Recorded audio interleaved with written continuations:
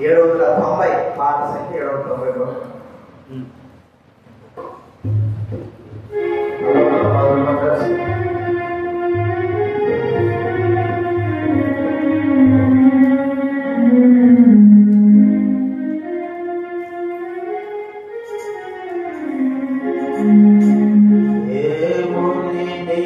ప్రేమ పరిశుద్ధ గ్రంథమందు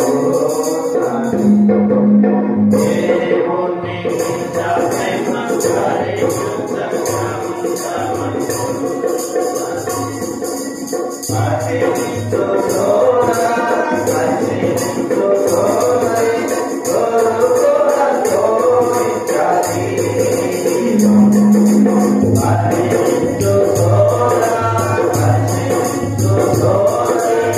గోరుతో విచారి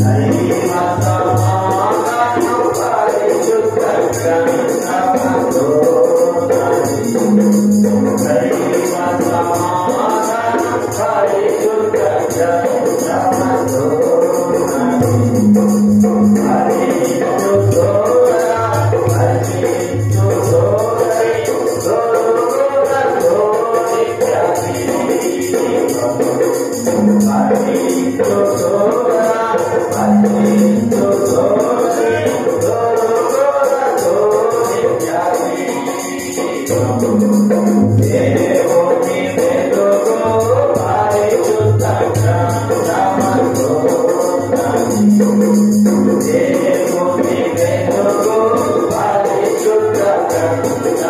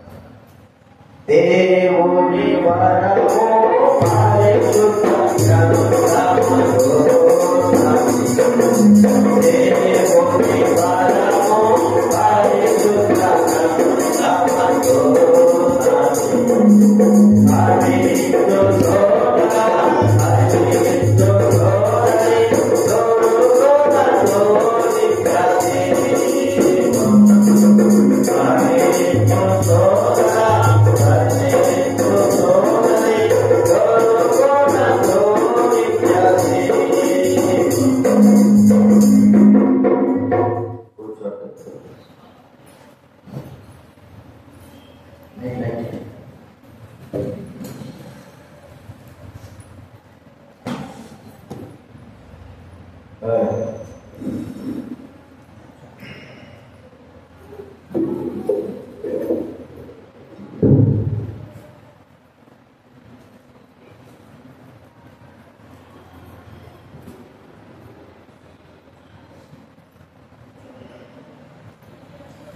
ప్రార్థన చేసుకుంటాము.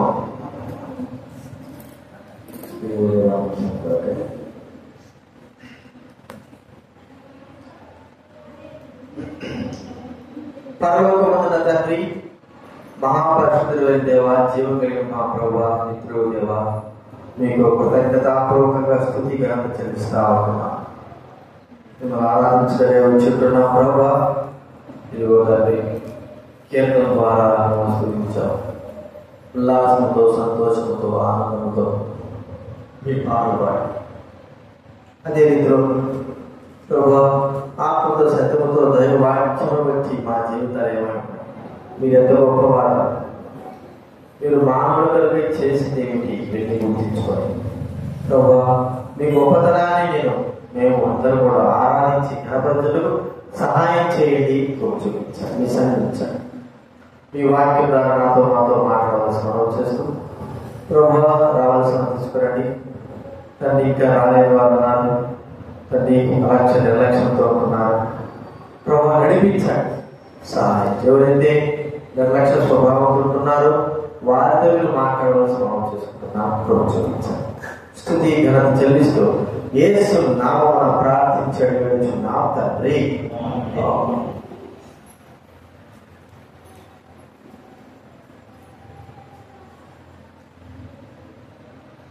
దేవుడి వాక్యంలో నుండి మత్తయి రాసిన సువార్త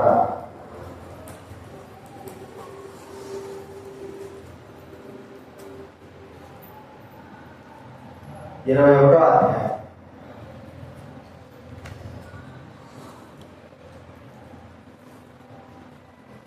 21వ అధ్యాయంలో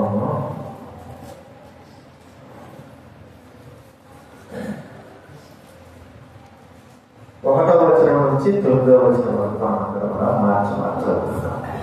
మత్తయి రాసిన సువార్త బైబిల్ గ్రంథం నుంచి 21వ అధ్యాయం మొదటి నుంచి 9 వచనాల వరకు, లేకపోతే 9 వచనాల వరకు మనం కలిసి చదువుకుంటాం మార్చి. తర్వాత యెరూషలేమునకు సమీపించి ఒలీవ చెట్ల కొండ దగ్గర ఉన్న బేత్పగేకు వచ్చినప్పుడు యేసు తన శిష్యులలో ఇద్దరిని కూర్చి, రెండవ చదవండి, చాలా గట్టిగా,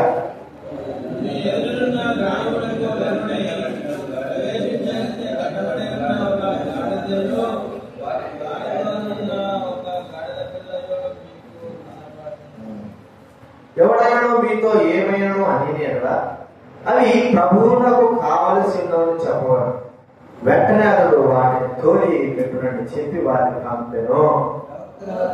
ప్రవక్తలు చెప్పమని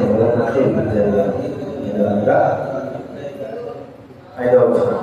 ఇదిగో నీ దాసు సాత్వికుడై గాడిదను భారవాహక పశువు పిల్లైన చిన్న గాడిదను ఎక్కి నీ ఎదురు వచ్చుచున్నాడని సియోను కుమార్తె చెప్పుడి అన్నది.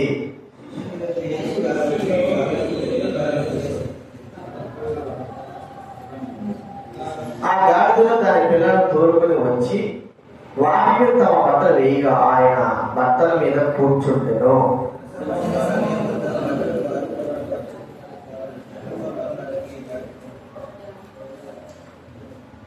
జన సమూహంలో ఆయనకు ముందు వెళుచుండిన వారు, వెనక వచ్చుచుండిన వారు, దావీదు కుమారుడికి జయము, ప్రభువు పేరట వచ్చువాడు స్తుతింపబడును గాక, సర్వోన్నతమైన స్థలంలో జయము అని కేకలు వేయుచుంటది. ఇక్కడ మనం చూస్తా ఉంటే ప్రభువైన యేసుక్రీస్తు వారు మరి గాడిద పిల్ల పైన, గాడిద పిల్ల మరి వాటిని కూర్చొని ఆయన ఆ యెరూషలేము వీధులలో వెళ్ళడం మనం చూస్తాం. ఎందుకంటే వ్రాయబడిన వాక్యము నెరవేర్చబడాలా. 4వ వచనం చెప్పబడింది, ప్రవక్త వలన చెప్పబడింది నెరవేరినట్లు ఇది జరిగేను. ప్రవక్తలు ఏది చెప్పారు? జకర్యా గ్రంథం 9వ అధ్యాయం 9వ వచనంలో చూడండి. జకర్యా గ్రంథం బైబిల్ మధ్యలో నుంచి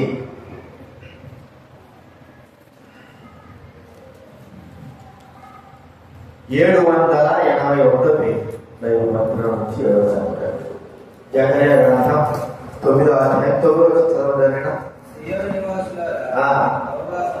బహుగా సంతోషించుడి యెరూషలేము నివాసులారా, ఉల్లాసముగా ఉండుడి. నీ రాజు నీతిపరుడును రక్షణ గలవాడును ధీరుడై గాడిదలు గాడిద పిల్లలు ఎక్కి నీ యొద్దకు వచ్చుచున్నాడు. ఈ వాక్యము నెరవేర్చబడకై ప్రభువైన దేవుడు ఆయన గాడిద పైన ఊరేగవలసి వచ్చింది. మామూలుగా గాడి మీద అంటే వానవాహకమైనటువంటి గాడి. మరి ఆ దినాల్లో గాడుల్ని దేనికి ఉపయోగించవచ్చు అంటే కంచర గాడి అయిన వారు గాడి. అది దేనికంటే మరి వారితో పాటి ప్రయాణం కొరకై మొట్టమొదటి వారితో పాటి గాడిను తీసుకుని వెళ్తారు. ఎక్కడైనా వారికి సమస్య వచ్చింది, నడవలేకపోతున్నారు, అప్పుడు ఏం చేస్తారంటే గాడి మీద కూర్చొని వాళ్ళు బయలుదేరుతారు. అంటే ఆ కంచర గాడిద లాగా ఒక మంచి పెద్ద గాడిద, దానిపైన వారి గొర్రెలు మోపచ్చు. అందుకే మన బాలసు మరి ఆ మంచి సమరణ కథలో కూడా సమరణ వాడు ఏం చేశాడు, గాడిని తీసుకొస్తా వచ్చాడు. వచ్చినప్పుడు తనకు అవసరమైంది ఆ యొక్క అక్కడ పడిపోయినటువంటి వ్యక్తి గుర్తించి ఆ వ్యక్తిని ఎత్తి మరి తాను గాడిని దిగేసి ఆ వ్యక్తిని గాడి మీద కూర్చొని పెట్టుకొని చిన్నగా తను తీసుకొచ్చాడు. అంటే మనుషులను మోయడమే కాదు, అనేకమైన పనులకు కూడా గాడిదలు ఉపయోగపడేవిగా చూస్తా ఉన్నాం. అయితే ఇక్కడ మనం చూసిన మాట ఏంటంటే దేవుడు ప్రభువైన యేసుక్రీస్తు గాడిద మీద ఆయన పయనించిన వాడుగా చూస్తాం. గాడి మీద పయనించిన వాడు కాబట్టి ఈ గాడి మీద వెళ్తున్న వ్యక్తి విషయమై మనం గుర్తిస్తే ఏమిటి ప్రభువైన దేవుడు ఎందుకు ఆయన ఇలా వెళ్ళాడు అనేది మనం చూసినాము. ప్రవచనాలను నెరవేర్చడానికి. ఇది మనం చూస్తుంటే కొన్ని విషయాలు మనం గుర్తిస్తే యేసుక్రీస్తు వారు ఇక్కడ ఆయనను కీర్తిస్తున్నారు, కనపరుస్తున్నారు. దావీదు కుమారుని జయము, దావీదు కుమారుని జయమని స్తుతింపబడును కాక అంటారు. ఆయనను గణపరిచి మహింపరిచి ఆనందించేటువంటి వారుగా చూస్తుంటున్నాం. మనం చెప్పాలంటే రాజును ఊరేగించినట్లుగా ఊరేగిస్తా ఉన్నారు.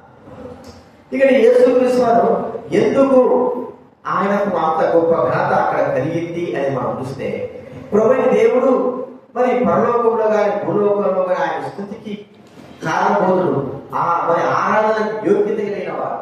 అలాంటి ప్రభు మరి ఆకాశ మహాకాశాలు పట్టదాన ప్రభు ఈ లోకంలోకి మనుషుడిగా దిగివచ్చి తను తాను తగ్గించుకొని ఇక్కడ మనకి ఏం కనబడుతుందంటే యేసుక్రీస్తు వారు గాడిదను ఎక్కడం ద్వారా ప్రభువైన దేవుని యొక్క గొప్పతనం, తగ్గింపుదనం మనకు కనబడతా. చూడండి ఆయన తగ్గింపు ఎంత గొప్పగా అపోస్తలుడైన పౌలు వివరిస్తున్నాడు. ప్రభువైన యేసుక్రీస్తు వారి యొక్క తగ్గింపు ఫిలిప్పీయులకు రాసిన పత్రిక 2వ అధ్యాయం, ఫిలిప్పీయులకు రాసిన పత్రిక 2వ అధ్యాయము 6 నుంచి చదవడమేనా?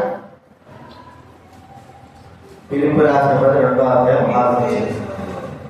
క్రీస్తు యేసునకు కలిగిన ఈ మనస్సు మీలో కలిగి ఆయన దేవుని స్వరూపము కలిగిన వాడయుండి విడిచిపెట్టకూడని భాగ్యమని ఎంచుకోలేదు. దేవుడితో ఎలా ఉన్నాడు? సమానంగా దేవుడితో సమానంగా ఉన్న వ్యక్తి ఎవరు అంటే ప్రభువైన యేసుక్రీస్తు. దేవుడి ఒక భాగం, దేవుడితో సమానంగా ఉండేటువంటి బాధ్యత కేవలం ప్రభువైన యేసుక్రీస్తు వారికి మాత్రమే ఉంది. అంటే ప్రభు చూడండి ఇంకా ఏం చెప్తున్నాడు? మనుష్య పోలికగా దేవుని స్వరూపమును మరి దేవుడు ఏమిటి మనుష్యుల పోలికగా పుట్టి దాసుని స్వరూపము. ఆయన ఏ స్వరూపం ఉందంటే దేవుని స్వరూపం. 6వ వచనంలో ఆయన దేవుని స్వరూపము కలిగిన వాడై ఉండి. దేవుని స్వరూపం ఎలా ఉంటుంది మనం చూస్తే ఆ స్వరూపం ఎవరు చూడలేదు. అయితే బైబిల్ అంతా చెప్పే మాట ఏంటంటే ఆయన తన స్వరూపంలో మనం సృజించినాడని వాక్యం కాదు. ఆయన వెలుగు, ఆయన స్వరూపాన్ని ఎవరు కూడా చూడలేరు. ప్రతిబింబంగా ప్రభువైన యేసుక్రీస్తు వారు ఈ లోకంలో తండ్రిగా దేవుడి యొక్క స్వరూపమును కలిగి వచ్చి ఉంటున్నాడు. అలాంటి ప్రభు ఇంకేమంటున్నాడు? తన్ను తానే రిక్తునిగా చేసుకున్నాడు. ఆయన ఆకారమైన మనుషుడుగా కాబట్టి మరణం పొందినట్టుగా, శిలువ మరణం పొందినట్టుగా విధేయతను చూపిన వాడే తను తాను తగ్గించుకున్నాడు. యేసుక్రీస్తు వారి గాడిద ఎక్కాడంటే అర్థం ఏంటంటే దేవుడి వాక్యం నెరవేరుస్తూ, ప్రవచనాలు నెరవేరుస్తూ, మరి ఆయన భారవాహమైన గాడిదనెక్కి తను తాను తగ్గించుకున్నాడు. రాబోయే వారు దేంట్లో తిరుగుతారు చెప్పండి? రథాలలో కదా. మంచి వారి కంటే ఒక పెద్ద రథం, బంగారు రథాలు తిరుగుతారు. మరి అంత మాత్రమే కాకుండా ఏనుగు దత్తాలతో చేసిన రథాలను తిరుగుతారు. అంత మాత్రమే కాకుండా పల్లకిలలో వారు తిరిగేవారిగా చూస్తాం. అయితే ప్రభువు యేసుక్రీస్తు వారి తగ్గింపు ఎంతగా ఉందంటే ఆయన భారవాహమైనటువంటి గాడిదను ఎక్కినాడు. ఇది ఆయన తగ్గింపు గుర్తు. ఇంతగా యేసుక్రీస్తు వారు తగ్గించుకోకపోతే సర్వలోక ప్రజలైన వారికి అందరూ కూడా రక్షణ, విమోచన కలిగేది కానే కాదు, విడుదల కలిగేది కానే కాదు. తను తాను తగ్గించుకొని ఈ లోకంలోకి ఒక మనుషునిగా మరి పుట్టి దాసుని స్వరూపము ధరించుకొని అంత కూడా రిక్తుడుగా చేసుకొని యేసుక్రీస్తు ఏమన్నా మరి ఆ డబ్బు సంపాదించుకున్నాడా, పొలాలు సంపాదించుకున్నాడా? ఆయన కంటే ఏమైనా ఉందా? ఏమి లేదు. రిక్తుడు అంటే ఏమీ లేనివాడు. చివరికి ఒక మాట చెప్పుకోవాలంటే ఆయన మరి సేవ ప్రారంభించినప్పటి నుంచి ఒక ఇల్లు కూడా లేనటువంటి, అందుకే అన్నాడు ఆకాశ పక్షులు గుళ్ళు, నక్కలకు గుళ్ళు ఉన్నాయి కదా, మనిషి కుమారుడు తలవాల్చుకోవడానికి కూడా స్థలం లేదు. అంత స్థితిలోకి యేసుక్రీస్తు వారు వచ్చేసారు. ఇది యేసుక్రీస్తు వారి గొప్ప తగ్గింపును చూపిస్తాం. మరి ఇంతగా తగ్గించుకోవడానికి గల కారణం ఎవరు? తగ్గించుకోవడానికి గల కారణం ఏమిటంటే మనము తప్ప ఇంకెవరలేదు. మన కొరకే ప్రజలైన వారు మన కొరకే ఆయన గాడిద పిల్లని ఎక్కడమే కాకపోకుండా ఆయన ఎక్కి చూపించేది అంటే నేను దేవుడి స్వరూపం కలిగిన వాడిని, దేవుడితో సమానంగా ఉండే అర్హత నాకు ఒక్కరికే ఉంది. కానీ ఇది మరి గాడిద పిల్లడికి నేను మరి వస్తున్నానంటే, దావీదు కుమారుడు వస్తున్నట్టే నన్ను నేను తగ్గించుకోబట్టే ప్రియమైన వారా చెప్పాల్సిన అవసరం లేదు. యేసుక్రీస్తు ఎంతగా తగ్గించుకున్నాడో, ఆయన ఎంత తగ్గింపు కలిగిన వాడో తన మాటలు చెప్పాల్సిన అవసరం లేదు. కానీ ఆయన చేసిన కార్యాలు, ఆయన నడిచిన మార్గమే మనకు చూపుతా ఉంది. యేసుక్రీస్తు ఎంతో తగ్గింపు కలిగిన వాడని మనం గ్రహించుకోవాలి. కాబట్టి యేసుక్రీస్తు వారి యొక్క మరి గొప్పతనం ఏమిటంటే తగ్గింపు. ఇంతకంటే తగ్గింపు ఏమిటి? మరణం పొందినంతగా, శిలువ మరణం పొందినంతగా జన్మ మొదలుకొని మరణం వరకు కూడా ఆయన తన తగ్గింపులోనే ఉన్నాడు. హెచ్చించుకోలే. దెబ్బనేది ఆయన జన్మించినప్పుడు తన తల్లి మరి మార్గ మధ్యలో ప్రసవించింది. అక్కడ సత్రములలో స్థలాలు లేవు, అనేకమైన నిండిపోయినారు. చివరికి ఆయనకు ఒక పశువుల పాకలో, ఒక తొట్టిలో ఆయన పరుండడానికి స్థలము దొరికినట్టుగా మనం చూస్తుంటాం. ఎంత స్థితిలోకి ఆయన తగ్గించుకోవడానికి ఇష్టపడ్డాడు. ఏమి రాజు కుటుంబాలు జన్మించినట్టు, రాజు కుటుంబాలే మంచి స్థానంలో జన్మించవచ్చు కదా. ఇదినాలో మరి ఎవరైనా జన్మ ఇప్పుడు ఉన్న వారిలో పేదైన ఒక రకం కానీ ఇళ్లలో ఇళ్లలో ప్రసవించడానికి ఇష్టపడతారు. ఇంకో కొంత డబ్బు ఉన్న వారు ఏం చేస్తారంటే మంచి పెద్ద హై క్లాస్ హాస్పిటల్ తీసుకోవాలి. ఇంకా డబ్బున్న వాళ్ళు ఏం చేస్తారు, ఇంకా పెద్ద హై క్లాస్ అంటే మనిషి జన్మించినప్పుడు మరి ఆ జన్మ విషయమై ఎక్కడ జన్మించాలంటే అప్పుడు దినాలు ఎలా ఉన్నాయి, ఎక్కడ అంటే దిక్కు లేకుండా జన్మించాడు కదా, దిక్కు లేకుండా జన్మించాడు. అప్పుడు మనం హాస్పిటల్లోని ఇప్పుడు మీరు గమనిస్తే కోడలు కానీ కూతురు కానీ ఏదైనా సరే వాళ్ళు మరి అత్తగారి దగ్గర వచ్చిన తర్వాత వాళ్ళు ఏం చేస్తారంటే డెలివరీ టైం వెళ్ళేటప్పుడు చూపించుకోవాలి. ఎక్కడికి? గవర్నమెంట్ హాస్పిటల్ పోతే వద్దట, అంత దిక్కు లేకుండా అర్థమైందా? ఎందుకు? ఆ స్థానం వల్ల మంచి హాస్పిటల్ చూస్తే మంచి హాస్పిటల్ చూపుతారు, మంచిగా ఉంటారు. అది స్థానం జన్మలో కూడా మరి యేసుక్రీస్తు జన్మను ఆలోచిస్తే ఎంతటి స్థితిలోకి అయినా జన్మించినాడు.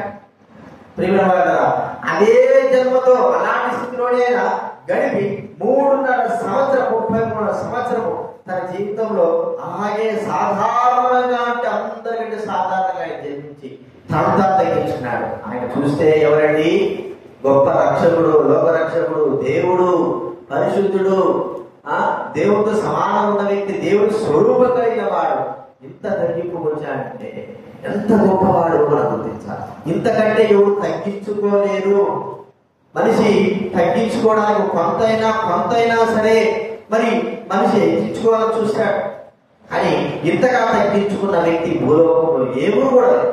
అందుకే యేసుక్రీస్తు వారు గాడి మీద ఎక్కి తనను తాను తగ్గించుకునేటువంటి విషయాన్ని గుర్తిస్తూ వచ్చాడు. మరి ఆయన చెబుతూ వచ్చాడు, మనం గుర్తించుకున్న ప్రభుని దేవుని ఇంతగా తగ్గించుకున్న ఆ ప్రభుని మనం ఆరాధించాలి. మరి పిల్లలతో సహా ఆయన ఉన్నటువంటి ప్రజలైన వారందరూ కూడా ఆయన గొప్ప కార్యాలను చూసి దావీదు కుమారునికి జయము జయము అని వారు అరుస్తూ కరుపుతో ఖర్జూరపు మఠం చేత పట్టుకొని ప్రభువు స్థుతిస్తూ కనపరుస్తూ వాళ్ళు ప్రభు ముందర మరి వెనక వస్తా ఉంటారు. అంటే ప్రభువును గణపరిచిన విధానం. ఇప్పుడు మాకు ఏమని కనపరచాలి, ఏమని ఆయనను ఆరాధించాలంటే, ప్రభువా ఎంత గొప్పవాడు, ఎంత మహిమ కలిగిన వాడు, నీవు తగ్గించుకున్నావు, నీ తగ్గింపు ఈ లోకంలో చూపించినావు. నీలాగా తగ్గించుకున్న వ్యక్తి ఎవరు. నీవు తగ్గించుకోబట్టే నాకు ఇది విడుదల విమోచన కలిగింది. నీ తగ్గింపు ద్వారానే నాకు రక్షణ వచ్చింది. నీ తగ్గింపు ద్వారానే నేను మీ బిడ్డగా చేర్చబడ్డాను, నాకు రక్షణ అనుగ్రహింపబడింది. ఆయనగా తగ్గించుకోకపోయింటే ప్రియమైన వారు మనకు కూడా పరలోక ప్రవేశం అనేది లేనే లేదు. ఎందుకంటే వచ్చే వ్యక్తి చెబితేనే కదా, మరి దేవుడే మనకు ఏదో ఒక మార్గం చూపిస్తేనే కదా. మరి దేవుడు రావాలని భూలోకంలో మరి ఆయన వెలుగు, ఆయన ప్రభావం ఈ భూలోకం తట్టుకుంటుందా? తట్టుకోదు. కానీ యేసుక్రీస్తు వారి యొక్క రూపంలో తనంతా తగ్గించుకుని లోకానికి వచ్చి మనకందరికీ విడుదల విమోచన కలిగించి దేవుడి యొక్క ప్రవచన వాక్యములను తన వాక్యం నెరవేర్చడానికి లోకానికి వచ్చాడు. అది మనం గుర్తించుకోవాలి. ఇది మొట్టమొదటి మనం చూస్తున్నాం. రెండోది మనం చూస్తామంటే చూడండి, అదే మత్తయి రాసిన సువార్త 21వ అధ్యాయం 21వ అధ్యాయము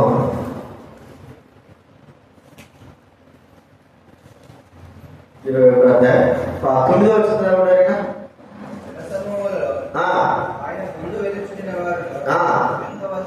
వెనుకవచ్చుచుండిన వారు దావీదు కుమారునికి జయము, జయముడి కేకలు వేయించుండిరి. ఎవరిని కుమారుడు? యేసు ప్రభుని ఎవరిని భావించారు అని యెరూషలేములో వచ్చినప్పుడు పట్టణమంతా కలవబడి, అయితే ఆయన స్తుతించు ఆరాధిస్తూ ముందు వస్తున్నవారు వెనక వస్తున్నవారు ఏమని గుర్తించారంటే యేసుక్రీస్తు వారు యూదులకు రాజు, దావీదు కుమారుడు. యేసుక్రీస్తు వారు వాస్తవానికి దావీదు యొక్క సంతానంలో వచ్చినవాడు. మరి దావీదు కుమారుడు ఆయన చేసిన అద్భుతాలు, ఆయన చేసిన కార్యాలను గుర్తించి ఈయన మనకు రాజుని వాళ్ళు మరి గ్రహిస్తూ వచ్చారు. నిజంగానే ప్రియమైన వాళ్ళ ఆయన యెరూషలేముకే కాదు, సర్వలోకములకు ఆయన ఏమనండి రాజు. సర్వలోకానికి కాదు, ఆయనను ఆ రాజుల ప్రభుని మనము ఆహ్వానించవలసిన వారంగా ఉంటారు. చూడండి, కీర్తన గ్రంథం 24వ అధ్యాయం 24వ అధ్యాయము 7 నుంచి చదవండి. ఎవరైనా గుమ్మలారా మీ తలను పైకెత్తుకోండి, మహిమ గల రాజు ప్రవేశించున్నట్లు. మహిమ కలిగిన రాజు ఎవడు? బలశౌర్యుడు గల యెహోవా. గుమ్మలారా మీ తలను పైకెత్తుకోండి, మిమ్మల్ని లేవనెత్తుకోండి. మహిమ కలిగిన రాజు ఎవడు? సైన్యముల కలిపి యెహోవాయే. ఆయనే ఈ మహిమ కాదు. ఎవరండి? మహిమ కాదు. గుమ్మలారా మీరు తలుపులు తెరవండి, మీ తలలో పైకెత్తుకోనండి. మహిమ రాదు యెహోవా దేవుడు, మహిమ రాదు. అందుకే ప్రభువైన యేసుక్రీస్తు వారిని వారు ఆరాధించి ఘనపరిచి మరి స్తుతించుతున్నారు. ఎవరంటే ఆయన మరి ఆ యూదులకు రాజు. చూడండి, ఇంకా 118వ కీర్తనలో 118 కీర్తన 9వ వచనం 118 19 వచ్చిన 118 19 నీతి కుమ్మములు తీయుడి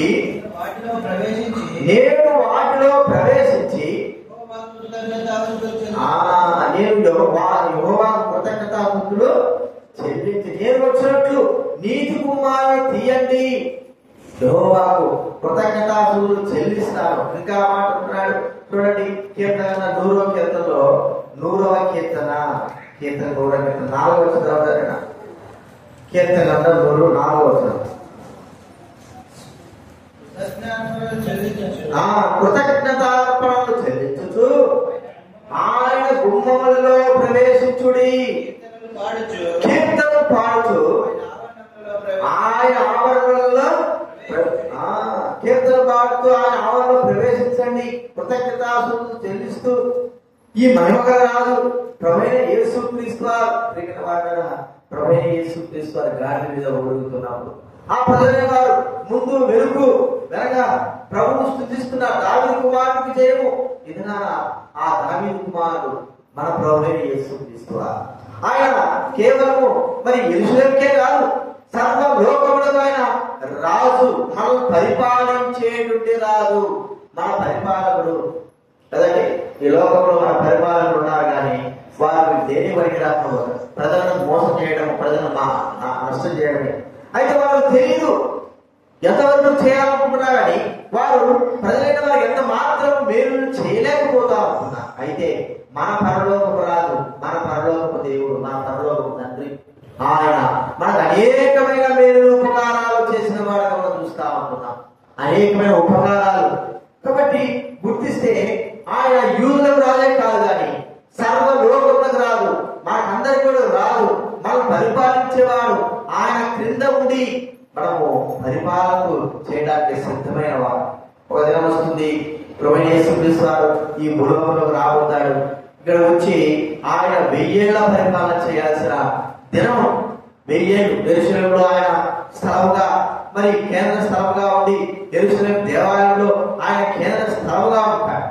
అక్కడ నుంచి ఈ ప్రపంచాలంతటి కూడా 1000 సంవత్సరాలు ఆయన పాలిస్తాడు. ఆ దినాన మనం చచ్చిపోం, మనం బతుకుంటా నిత్య జీవం కలిగిన వారంగా ఆయనతో పాటు ఈ భూలోకంలో. మరి విడబడిన వారందరూ కూడా మరి వారు ప్రభు యొక్క పాదాల చెంత నిలబడి మరి ఆయన ఎదుట మోకాళ్ళని ఆ ప్రభువుని ఆరాధించి గణపరుస్తారు. 1000 సంవత్సరాలు జరుగుతుంది ఈ కార్యం. అంటే అందులో మనం కూడా ఆయన రాజ్యంలో మనం కూడా పాలుభాగస్తులుగా చేసిన వారిగా చూస్తా ఉంటాం. కాబట్టి ఈ గొప్పతనము యేసుక్రీస్తు వారు మరి ఆయన ద్వారా జరుగుతాం. మన రాజు, మన ప్రభు ఎవరంటే ప్రభువైన యేసుక్రీస్తు వారు. మన నీతి గుమ్మాలు తీసినట్టుగా మన హృదయాలు తెరిచి ఆ ప్రభువైన దేవుని ఆరాధించాలి, గణపరచాలి, కృతజ్ఞతాస్తుతులు చెల్లించాలి, గణపరచాలి. ఆ వచ్చే ప్రభు, ఆ ప్రభువైన యేసుక్రీస్తు వారు రాజులకు రాజు, ప్రభువులకు ప్రభు కదండి. యేసుక్రీస్తు వారు వచ్చే ప్రభు రాజులకు రాజు, ప్రభువులకు ప్రభు, ఆరాధనకు యోగ్యుడైన వాడు. కాబట్టి అది గుర్తించిన వారు ఒకవేళ భూలోక సంబంధంగానే గుర్తించి ఈయన మనకు రాజుగా ఉంటాడని వారు ఆరాధించారేమో, కానీ బైబిల్ వాక్య ప్రకారం ఇప్పుడు మనకు ప్రభు చెప్పేదంటే కేవలము మరి ఆ యెరూషలేముకే కాదు, భూలోకానికి అంతటికీ ఆయనే రాజుని ప్రకటింపబడతా ఉంది, ఆయనే దేవుడిని ప్రకటింపబడతా ఉంది, ఆయనే రక్షకుడిని తెలుసుకుంటున్నాం. కాబట్టి ప్రభువు మనము స్తుతించి ఆరాధించి ఘనపరచవలసిన వారంగా ఉన్నాం. యూదులకు రాజుగా ఉన్న ప్రభువైన దేవుడు మనకు రాజుగా ఉన్నవాడు. మూడోది మనం చూస్తా ఉంటే ఆయనను స్తుతించే వారిలో చూడండి, మత్తయి సువార్తలో మనం చూస్తే 21వ అధ్యాయం, మత్తయి సువార్త 21వ అధ్యాయం 21వ అధ్యాయము 15వ వచనంలో మత్తయి సువార్త 21:15 కాగా ప్రధాన యాజకులను శాస్త్రులను దావీదు కుమారుడికి జయము అని దేవాలయంలో చూచి కోపంతో మండిపడి ఆయనను అడిగిరి. అందుకే పిలుచున్నాను,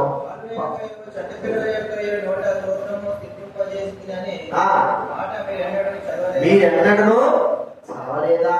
మరో మాట కూడా ఉంటే ఏమంటాడంటే, వారు కానీ కాముకున్నారనుకో ఈ రాళ్ళు ఏం చేస్తాయంటాడు, కేకలు వేస్తాయి. చూడండి మార్క్స్ వార్తలు అన్నమాట మనం చూస్తే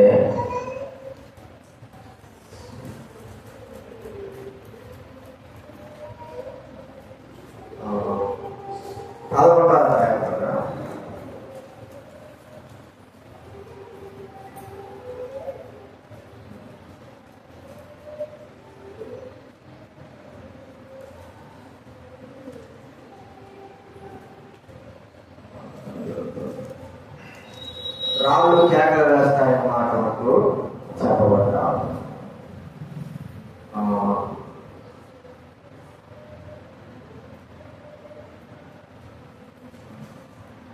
లూకాసు వార్త 19:40. లూకాసు వార్త 19:40 చదవండి. 19:38 నుంచి చదవాలి. 38 నుంచి. ప్రభు పేరట వచ్చు రాజు పరలోకమందు సమాధానము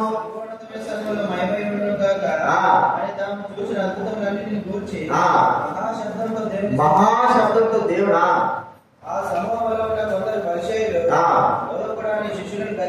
బోధపడానికి శిష్యులను గద్దింపుమని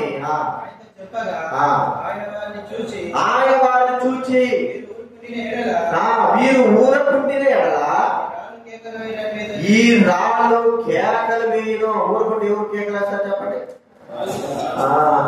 ఇప్పుడు మనం కూడా ఎన్నిసార్లు ఆరాధన చేయమంటే నోరు చూసుకోవాట. కానీ రాళ్ళు కానీ అన్ని చెట్లు చేపలు పక్షులు అన్ని కూడా దేవుడు స్థుతిస్తుంటున్నాయి. మనకు అవమానం సిగ్గు కలిగేటట్టుగా దేవుని ఆరాధిస్తుంటున్నాయి. మనము ఆరాధన నోరు ఇచ్చాడు దేవుడు కాబట్టి ప్రభుత్వము మరి కేకలు వేసినట్లుగా అంటే గొప్పగా ఆయన ఆరాధించి కనబడతారు. గట్టిగా కేక అంటే వేరే కేక కాదు, గట్టిగా ప్రభువును స్తుతించి ఆరాధించే వారిని మనము ఉండాలని గుర్తుంచుకోవాలి. కాబట్టి ఇక్కడ మనం చూస్తా ఉంటే భూలోకంలో చిన్న పిల్లలు మొదలుకొని రాళ్ళు కూడా ప్రభువు స్తుతిస్తున్నాయి. ఆయన గొప్పతనము, ఆయన మహిమ, ఆయన చేసిన అద్భుత కార్యాలన్నింటిని గుర్తించుకొని మనం కూడా ప్రభువును స్తుతించేవారుగా కనబరిచేవారుగా ఉంటున్నాం. ఎందుకంటే ఆరాధన దేవుడు స్తుతికి పాత్రుడైన ఒక్కడే కాబట్టి ప్రభువును మనం స్తుతించి ఆరాధించాలి. ఈ 3 విషయాలు మనం చూస్తా ఉంటే ప్రవచనాలు నెరవేర్చబడడానికి తను తాను తగ్గించుకొని ఈ భూలోకంలో గాడిద మీద ఊరిగినటువంటి ప్రభు తన తగ్గింపు ఏమిటో ఆయన చేతుల చేత చేతుల చేత చూపించాడు. ప్రియమైన వారు ఆయన ఎంత గొప్పవాడో మనకు బాగా తెలుసు.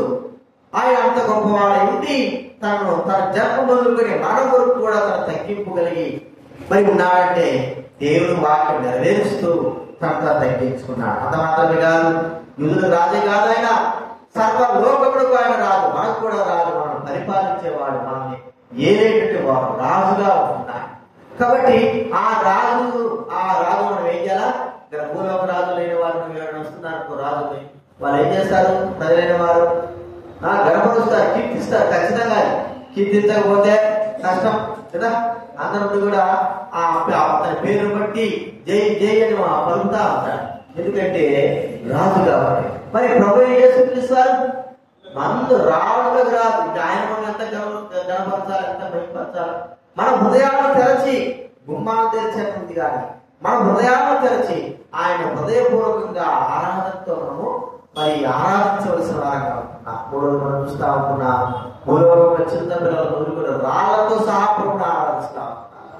ఆయన మరి ఒక దుర్గము ఏర్పాటు చేసినట్టుగా చిన్న పిల్లల యొక్క స్థుతులతో ఆయన గొప్పవాడే ఉంటున్నాడు.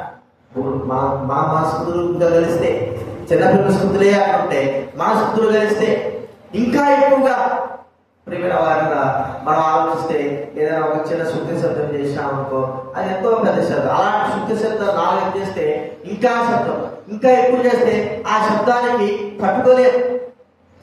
కాబట్టి చిన్నపిల్లల యొక్క స్థుతుల మూలంగా చిన్నపిల్లలైతే మరి మన స్థుతులు కూడా కలిస్తే ఆయనకు గొప్ప ఆరాధన, ఆయనకు గొప్పగా ఆరాధించి గణపరిచేవారంగా ఉంటాం.